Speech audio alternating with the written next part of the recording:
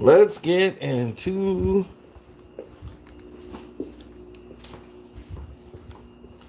the juice.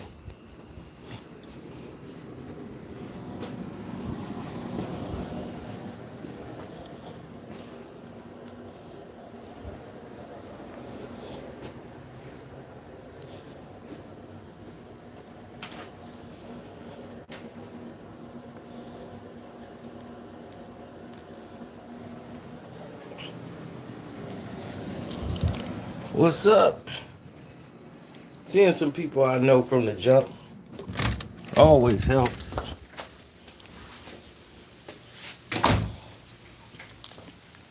Yeah. Right now I'm at the Tiki Bar here at the house, chilling.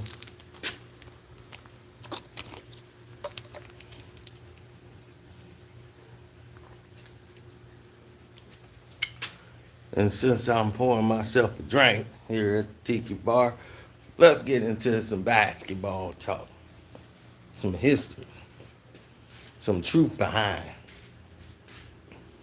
Now, David Stern, once he became a commissioner from Larry O'B. The Larry O'B, baby. The Larry O'B. Larry O'Brien was the commissioner. And back then, the NBA was an entirely different sport.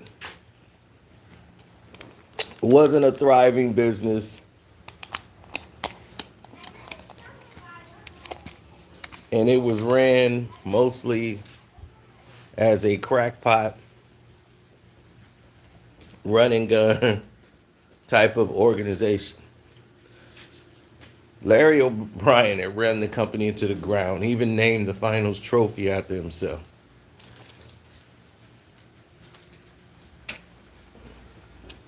Or wanted it named after him. He's very, very pompous. But with him, he marketed team like the NFL does. David Stern came and changed everything. He became commissioner in '84.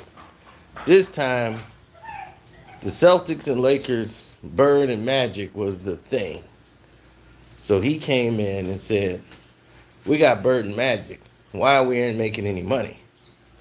The people want to see Bird and Magic.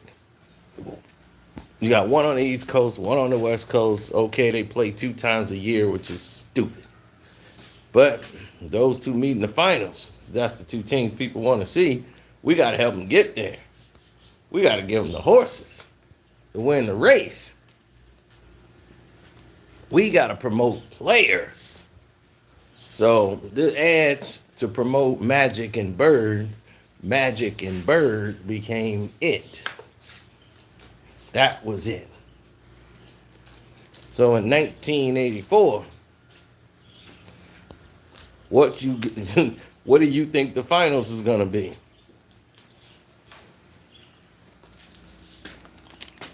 It's going to have to include either Boston or the Lakers, or the sport wouldn't survive. That's how they looked at it. So Larry Bird didn't have a problem with David Stern until David Stern made a comment.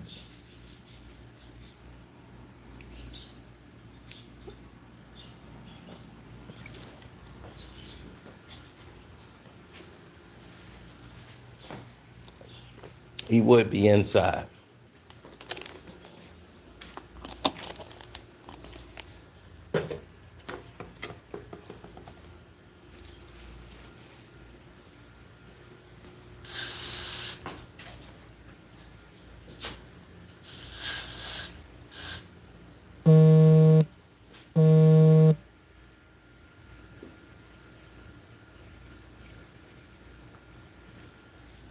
Okay, he's out of there.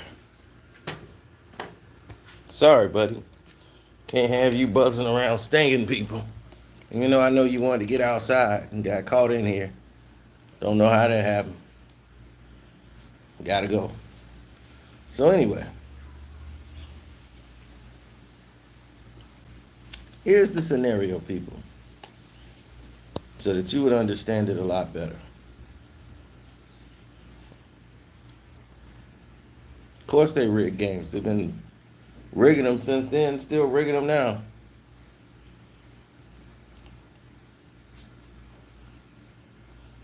So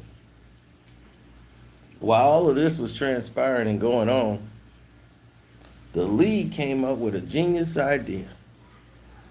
The league said, let's promote these players. Larry didn't have a problem till he heard the report of a fan who sat next to David Stern in there saying that he wanted the series against the Celtics to go 7 games. Between Boston, he wanted the game stretched out to 7 games. Because the league needed to make more money. So they needed a 7-game series for more tension, more drama, and more ratings.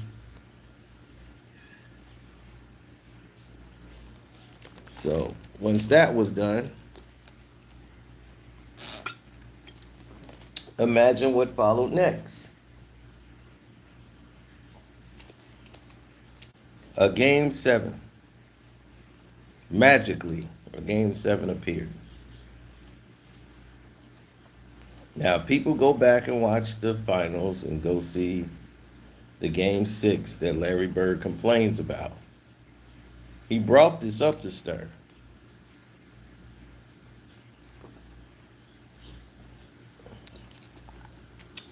Stern venomously denied this publicly, saying that he don't talk to fans. And definitely wouldn't say anything like that to a fan.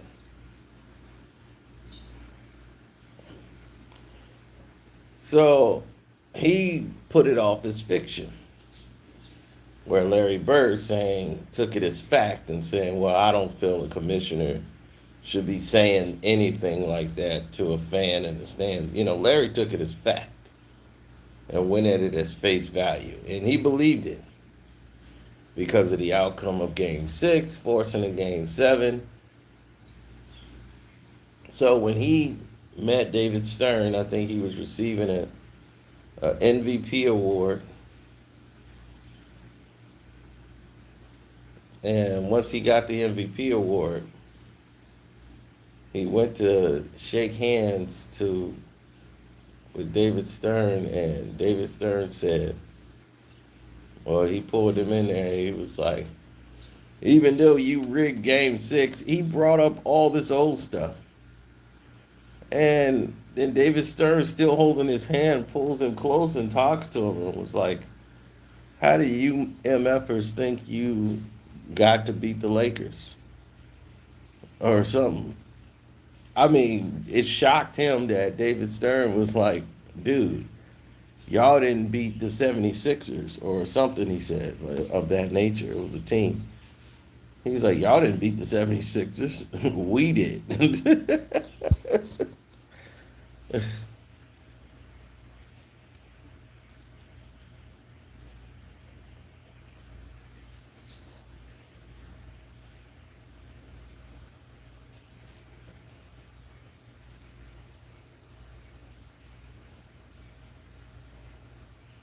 Oh, Luka was fine for his remarks. Don't surprise me. Just like they're blocking this video because they don't want a lot of people to see it. I get it.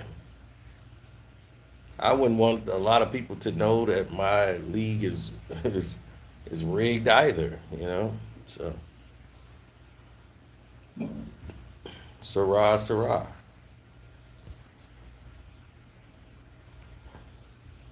So David Stern and Larry had this contentious beef with one another. David Stern loved Larry because Larry brought in tickets for Boston, the Celtics. He's Celtic pride. Larry needs to remain there.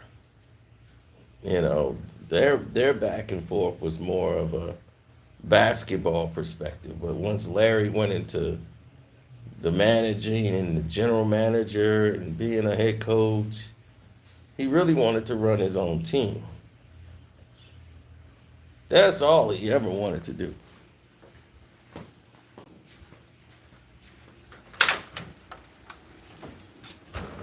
Larry had no intentions,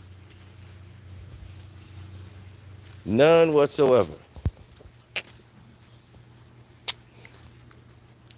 of doing anything other than he quit head coaching the Pacers. Then when Donnie Walsh retired, that's when he went ahead and went forward with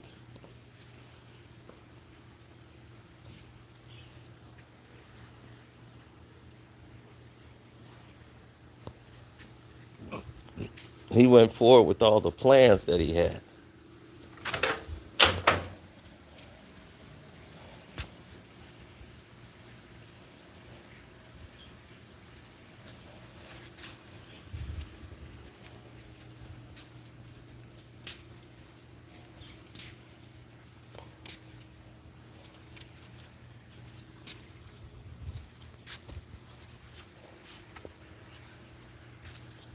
So Larry spoke to the press about white players, and Larry was, I agree, we need a bunch of white guys out there.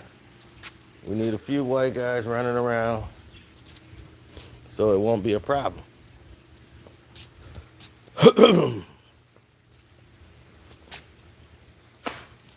Just by stating that creates a problem.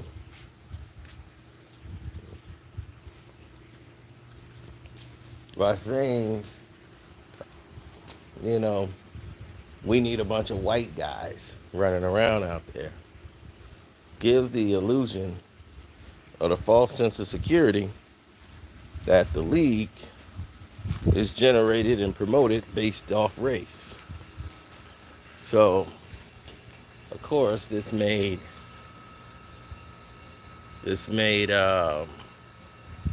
people very uncomfortable.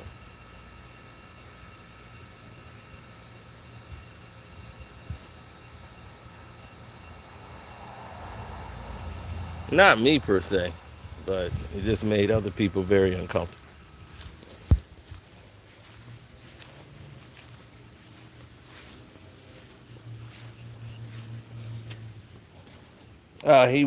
They asked David Stern, and he immediately said, no, we want the best players, not based off race. But that was exactly what the NBA was looking for. The NBA in the meeting was saying, we need more white guys out here. But you can't publicly say that. And Larry publicly said that, which presents a problem.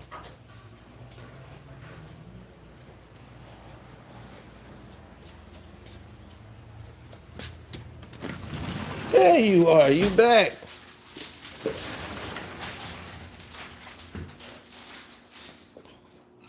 What's up, Ears? No, I'm talking on here online. Ears to the Streets 2.0 then got in the building. So, yeah, David Stern came in and started NBA action. It's fantastic. That was his whole thing. His campaign. He made that a commonality. He the one started promoting celebrities and getting them more involved. Because if he's like, man, if we show this guy, put the camera on him, because most of them people were doing that stuff for free. Other people were like, hey, you'll pay me and I'll do it. But all the other guys said, hey, we'll do that for free. That NBA action is fantastic. So as soon as they start doing that, here come the money. Like people start believing, fans start going to the games because they start believing there's a chance they could run into one of these celebrities. They'd be like, man, I'll be sitting next to one of these celebrities. And then it was promoting. Okay, Tia did get some of these tickets. It was promoting the actual person that was at the game.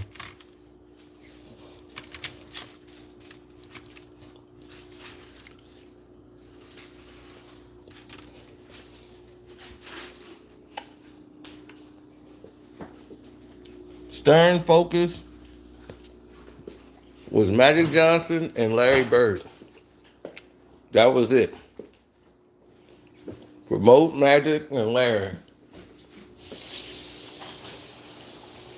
Stern told you his dream NBA Finals is Lakers versus Lakers. So that tells you what that commissioner is about. So the whole league is still living from season to season. That's why when the pandemic hit, they weren't prepared at all to coexist or to even last to the next season. They had to put together some little tournament to keep some money coming in because they had nothing coming in.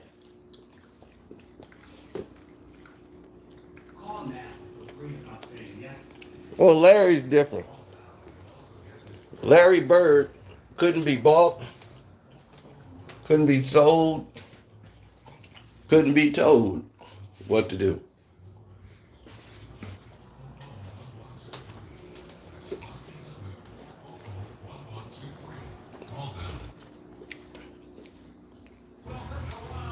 Well, Larry began coaching, and they catapulted him to the NBA Finals.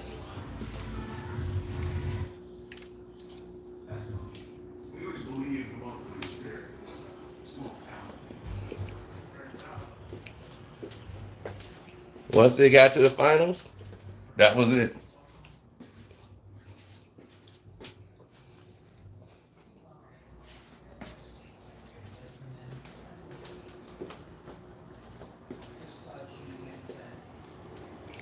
That was it. He quit right after he lost.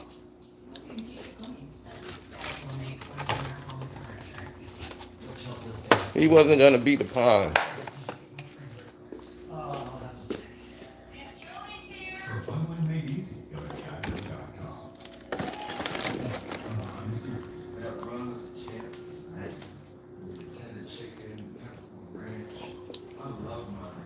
They were promoting the Lakers versus the Pacers with Shaq and Kobe, because they go for their first championship. First, the league had to rig it. After Portland was up 15, they had to rig the game to give the Lakers every call in the book so that they can get to this point. Once that was accomplished, next thing you know, they had to help Larry Bird and the Pacers all the way down the line. As soon as the Pacers played the Lakers, what were they advertising? Magic versus Bird. So Magic, what made it funny is that Magic was, Magic is good for marketing, TV, everything. Larry is the opposite. Magic could play for the cameras and be like, oh yeah, this is just another rivalry. Me and Larry still going. So they think Larry's going to play along with this thing. Larry Bird came right in and said, I don't know how they think this is a competition when he's sitting way up in the booth as a part owner or whatever of the team. He's sitting somewhere in the booth and I'm down here coaching. I don't know how he thinks this is a competition, but okay. Whatever they trying to do. So David Stern was furious. He wasn't going along with the plan.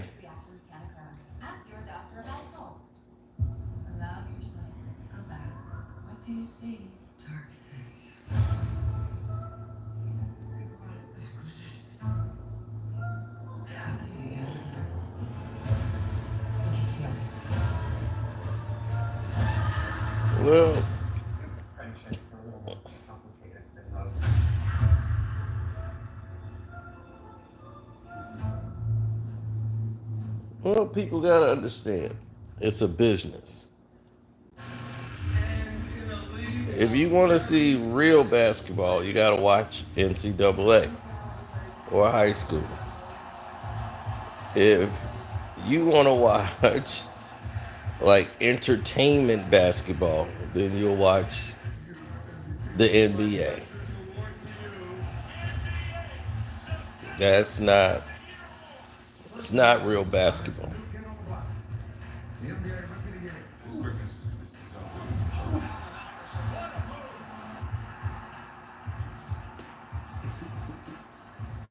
Award season. It's right around the corner. We're not talking about the Emmys. We're not talking about the Oscars. We're talking about all NBA. What Zach said is going to keep him up over the next couple of weeks. And like every year, there's a lot of money on the line when it comes to who makes the team. So Bobby, lay it out for us. Who are some of the players with the most at stake financially? Well, we're going to start with certainly John Morant, who's back to playing. He signed a 5-year, $194 million rookie extension Yep. last offseason. That could increase to $233 million if he's named All NBA first, second, or third team.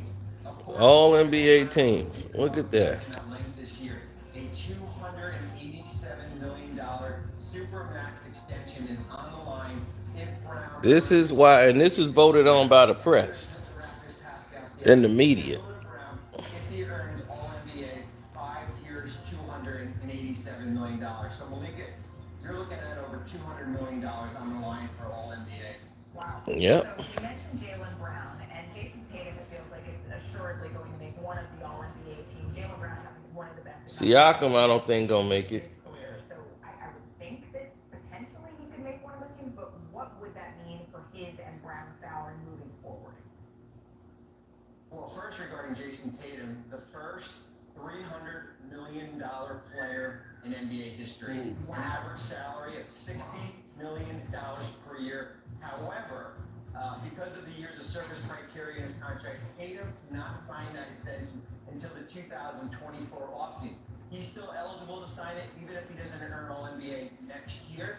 But when you look at a Tatum extension and a Brown extension, two contracts that can A $300 million player. And it's going to fake Kobe. That's a problem. Brown is going to be basically traded eventually. He's going to be moved. A 4-year, $165 million extension.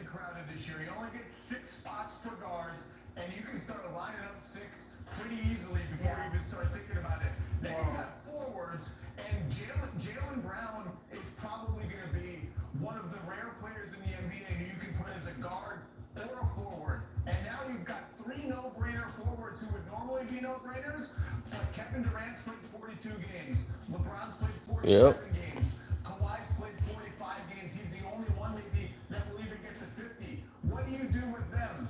And the implications of this... The Lakers don't need LeBron. That's the problem.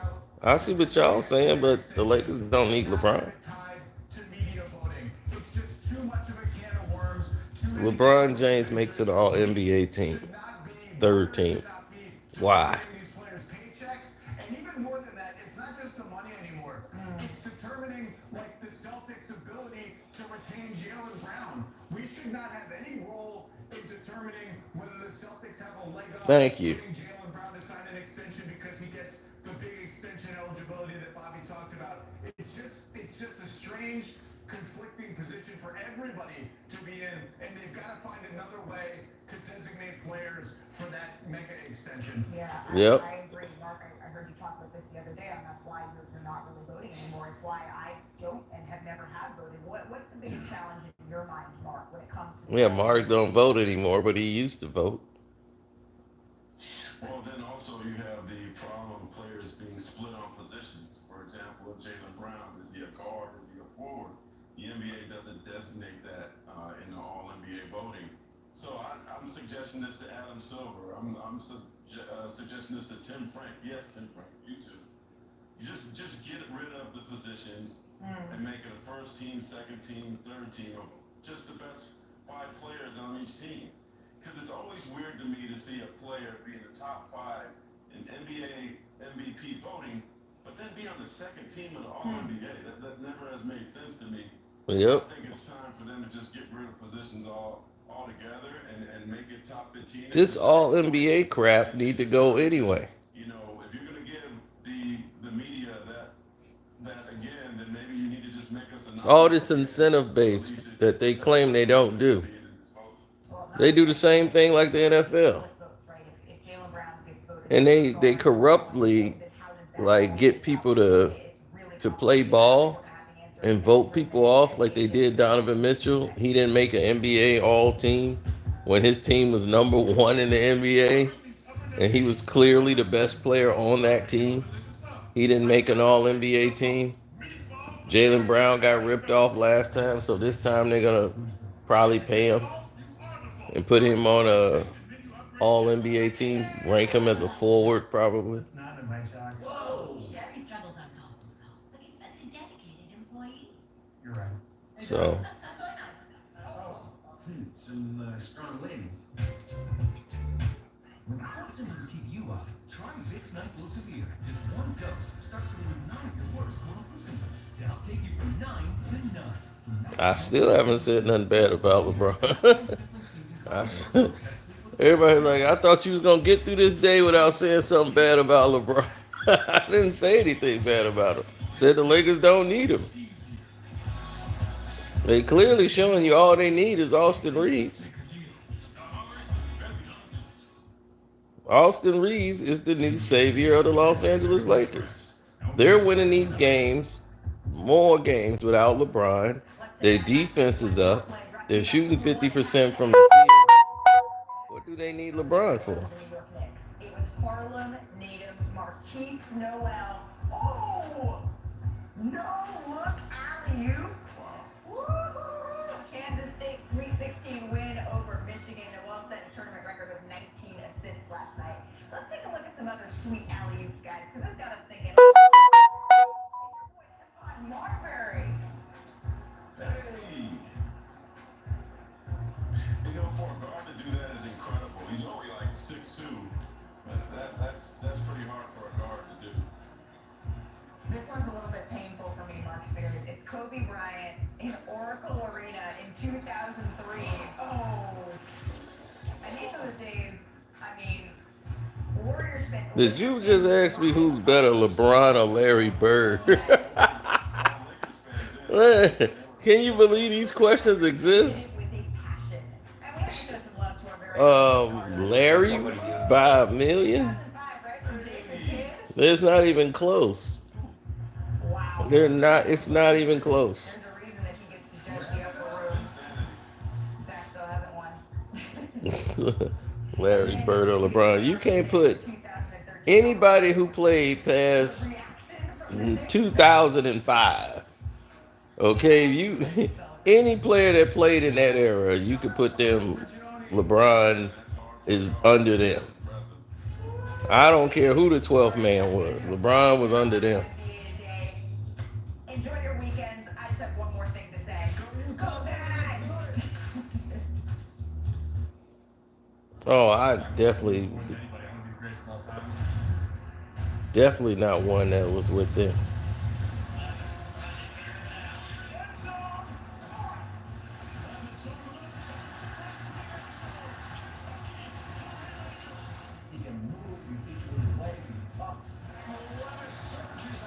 Kentucky, ever since they had the Pillsbury throw boy.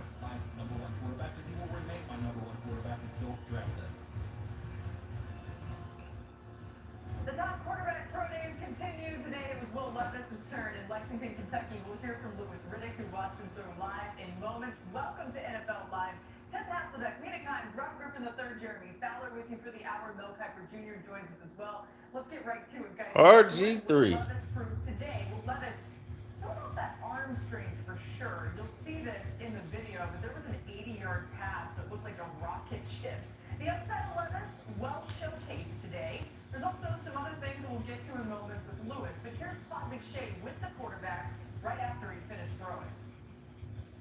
Well, you just finished the workout, man. Still sweating, got the juices going. How do you feel like it went? Well, it was a lot of fun to kind of have that last opportunity with my receivers from last year. Let's just go out there and have some fun and do routes in there like we've done for the past year and a half. So, great opportunity for them to get in front of the scouts as well. and I thought I did well. It was a lot of fun. And you've been working the last 8 weeks with Jordan Palmer. What are the things that you're trying to work on to improve in your game? Yeah, I think a lot of the times when I'm missing throws or see myself being inefficient on tape, it has a lot to do with like the movement like that precedes the throw. So not necessarily anything in the upper half, but just how I'm getting to the platform to throw. Sometimes can put me in a disadvantage. Yeah, his footwork is terrible. Address those things. You had 2 dinners. Footwork is terrible. It's pretty crazy. They gonna have to fix that. Well documented, David Tepper, the owner of the time, was overall picking his wife, Nicole Tepper, and Man, that chili was great. That man was there. dinner, then you had dinner. Yeah, I'm gonna have to get that again.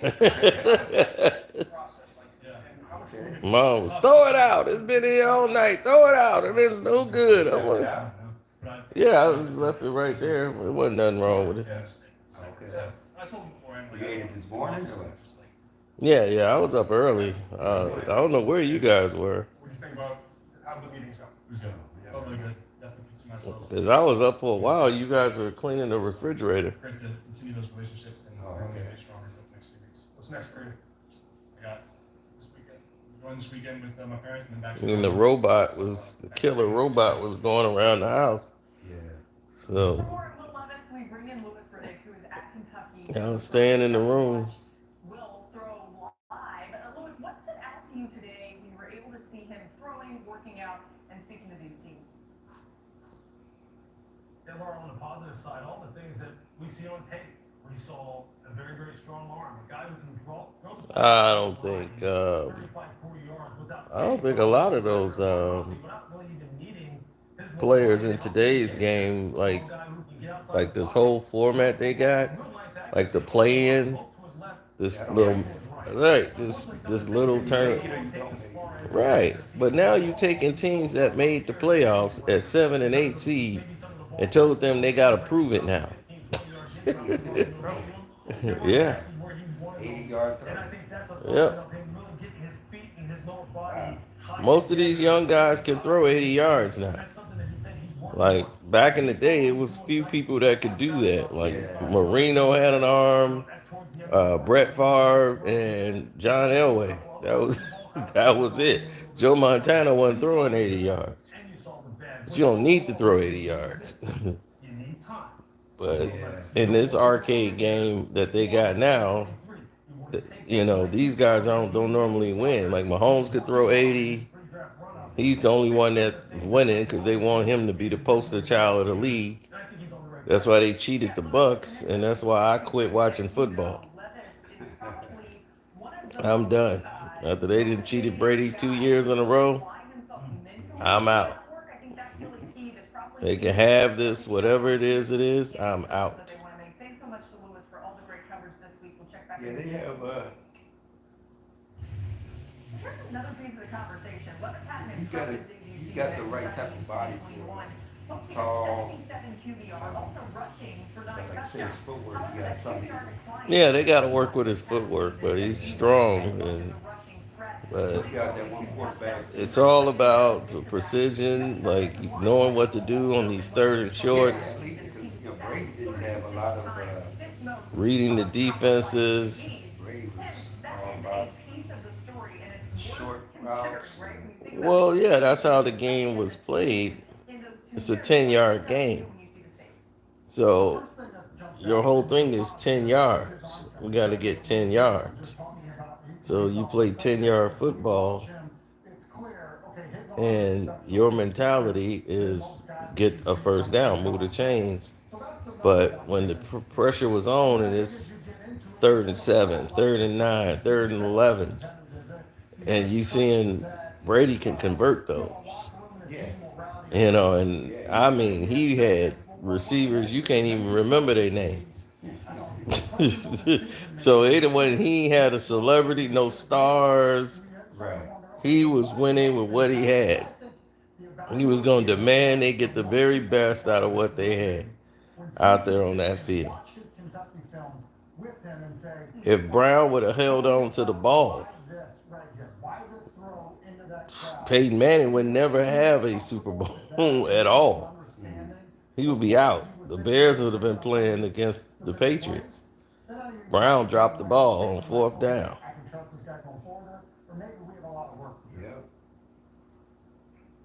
completely agree. And he was gone too in the off season after all he did for the team every year. But that play he dropped that fourth down when he tried to run without the ball on fourth down, that play worked to perfection. Special, and it's easy to imagine that translating at the next level. But the question that I have is similar to what Tim said, which is he has an NFL arm, but does he have NFL consistency? Does he have NFL processing? Because while he has a quick release, there were too many times where he's patting the football after the first read, doesn't get open.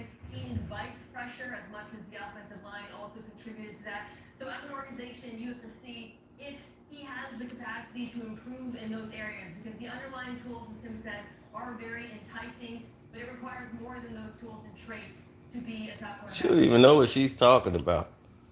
He's supposed to pat the ball.